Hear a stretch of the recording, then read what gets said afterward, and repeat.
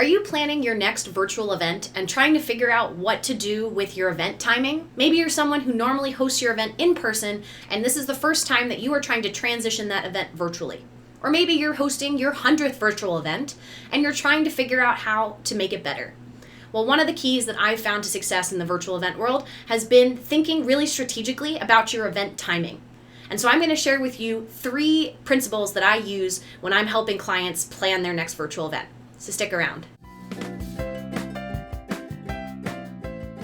Hi friends, I'm Logan Clements, freelance event producer, and before we jump into the rest of today's video, I do want to remind you to like, subscribe, turn on that little notification bell so you get notified every single week when I drop new videos, and also scroll down below. I have a free guide on my website of the best questions to ask your virtual event platforms. I get asked countless amounts of times from clients and anyone and everyone who knows I do virtual events, what's the best virtual event platform out there right now?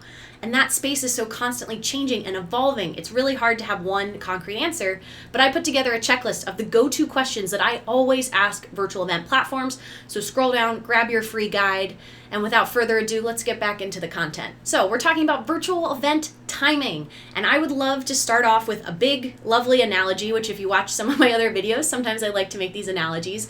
But the biggest takeaway from this video is think about virtual event timing like dog years compared to in-person timing. So what do I mean by that? You know, your adorable little puppy might be only 2 years old in human years, but in dog years, he's really 14 years old, 7 times our human years. And that has been a really helpful principle for me in the virtual event space to really apply that anything in person, multiply it times 7, and that's how it's going to feel in virtual. So doing an 8-hour full day program in person and just copying and pasting and putting it in the virtual world isn't going to work because it's going to feel like almost 40 hours of content for people, or 40 hours of sitting, or they're going to be exhausted just like they went through 40 hours of things. So thinking strategically about how you can adapt your in-person plan into the virtual world will set you up for success. And so some cool things I've seen is a 1-day conference that used to be all day gets turned into a multi-day shorter segment conference. A keynote presentation that was going to be a big evening event gets boiled down to a quick 1-hour virtual event. Fundraiser galas for nonprofits that probably used to be 3.5 hours in person now are a good, intentional, snappy 1 hour, 1.5. So thinking about that dog years principle should help you when you're thinking about what kind of content you want to pull from your in-person event and apply to your virtual event without necessarily copying everything you did in person and instantly trying to do it in the virtual world. Now, thinking through more of this dog years analogy, I like to then apply it not just to the entire event timing, but the next level down and thinking about your segments or your sessions.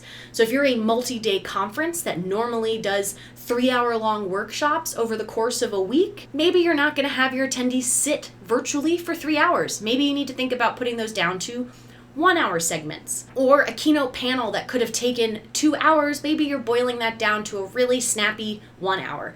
So you got to think about it from a big event timing perspective, as well as the micro level of thinking about these individual sessions or segments that are a part of your evening. Another example is if you're planning your fundraising gala, and normally your live auction and ballroom portion presentation might take about 1.5 hours. Now we're in the virtual world and you're putting it all into 1 hour.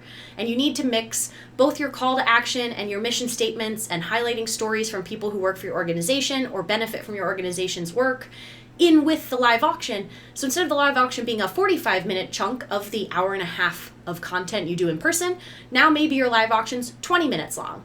And instead of doing it all at once, you're breaking it up into little bites. And maybe you're doing 3 minutes here, 3 minutes there, and you scatter it across the 1 hour.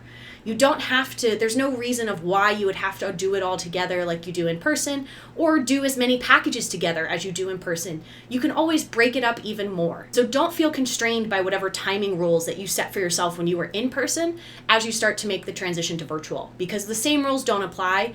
And if you aren't intentional with your timing, your attendees for your virtual event will definitely feel that. So we've talked about big event timing, we've then talked about session timing, and then we're going to get to the micro of just individual line items on your run a show timing. One of the reasons why I had this whole dog years analogy was from a scenario I had with a client where they wanted to show a 5-minute video of a performer playing an amazing song, doing a great performance, and they thought, wow, this will be really impactful for our virtual event. It's only 5 minutes long, that's great. In the process, we'd highlighted to them this dog ears concept about how things feel longer when you're in person, when you're virtually, than in person, or even on paper. During the event, while we're sitting there watching this video, we get about 2.5 minutes in and the client starts going, why are we still watching this? This is so long. They're instantly trying to get us to see if we could speed up or if we could cut it off or fade it out or do something.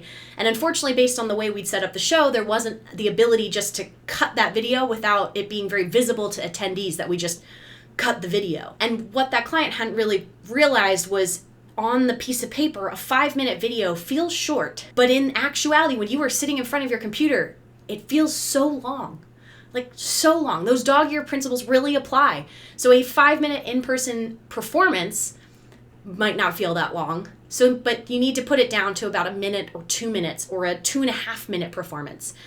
Take a page out of the book of things you watch on TV, whether you have cable or you've cut your cable and you're watching Netflix, or even the rise of TikTok, I think is a great experience of showing that we need these bite-sized, smaller, snackable bits to keep our attention. People are less forgiving in the virtual world. It's so much easier to lose your attendees. They just have to exit out of your event. I'm going to do a whole nother video about that, but it's so easy for you just to leave your event, unlike in person where it would feel that you'd have to dramatically stand up and like, well, I say dramatically because I would feel self-conscious, so I would say it's dramatic, but maybe not. But they'd have to get up, leave, get in their cars or get on the bus and physically leave your venue, versus when I'm watching a virtual event, I can just hit exit. I don't have to watch anymore. I can watch something else. Take a page out of the book of what you see on TV and how it works and how quick and bite-sized and small bits that they are doing with content to keep your attention, because they know they're going to lose it. My biggest takeaway is really think through your timing. So think through at a macro level from the full event timing, and think about the dog ears analogy. If that can help you just kind of challenge, why are we still doing this length of time? Then on the sessions level, thinking about why are you doing these sessions for so long? A keynote presentation that normally is an hour now could be effectively given in 20 minutes. It really could in the virtual world. It's going to feel fun, snappy, and maybe your speakers actually like that they don't have to just fill that time. Then on the smallest of small levels, really thinking about those little moments, those little micro pieces. I did an entire video, which I'm going to link here, on the number one thing that people forget with virtual events, which I will spoil for you, but you should still watch it. It's on transitions and why transitions in the virtual world matter even more than in person. But thinking about the timing for all of those things will help you as you build out your run of show, as you build out your timeline for the day, knowing that it's really dog years compared to in person. It's really almost 5, 6, 7 times the length of time, that feeling. It feels like it's 5, 6, 7 times what it would have been in person. But that's all I got for you folks. My name's Logan Clements, freelance event producer and strategist, and this has been another installment of my favorite tips and tricks when it comes to event production, event strategy, and running your own business. I'll talk to you guys next week. Bye.